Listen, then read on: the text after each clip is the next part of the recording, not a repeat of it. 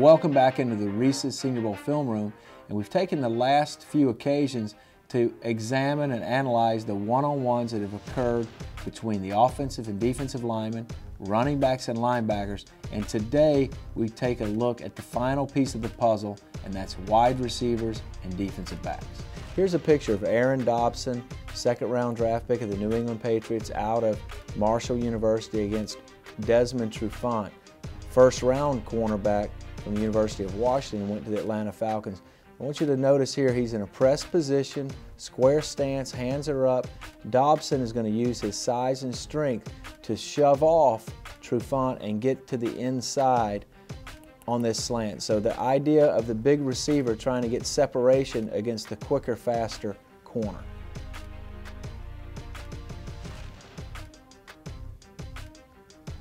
And so here again, you're going to see Dobson use his hands, get inside, and then reach up and make the contested catch. Okay, we just saw Aaron Dobson and Desmond Trufant in a press situation. Now here's Kobe Hamilton from University of Arkansas against Mark Anthony from Cal, and you notice he's in an off position. So the scouts are going to be watching his pedal and his read of his eyes and then his ability to close. But the thing that I really want you to notice the most about Anthony is the fact that he really reads and recognizes the route by Hamilton and breaks not where the receiver is, but where the receiver is going. He cuts off Hamilton and gets the football on the ground.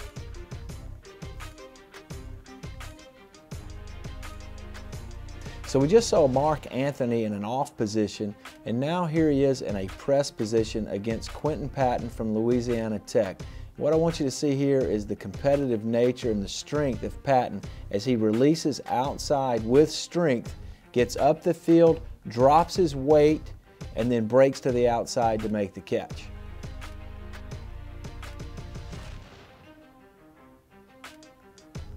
So notice at the end of the route how Patton is able to sink his weight, get out of the cut, whereas Anthony is 2 steps too late in getting back into the play. So here's Robert Alford from southeastern Louisiana in press position against Terrence Williams from Baylor. Williams goes in the 3rd round, has had an outstanding first year with the Dallas Cowboys. Alford went in the 2nd round of the Falcons and has played considerably for Atlanta this year. Let's watch this route unfold as Williams releases to the outside trying to use his strength. But the thing that you take away from this play is the absolute non-stop competitiveness of Alford. That ball actually is on the fingertips of Williams and in his hands, but Alford stays with it and gets the football onto the ground. So we just saw an example of Robert Alford in press coverage on Terrence Williams, and now here's Alford in an off position. And Williams is again going to try to go deep, and let's see if he can compete for the football this time around. Gets up on the toes of Alford, keeps plenty of distance between himself and the sideline, fades away, and makes a nice catch at the back corner, or the front corner of the end zone rather, while Alford is left defending thin air. Okay, and then our last example again, Quentin Patton from Louisiana Tech against Robert Alford from southeastern Louisiana. Again, press position.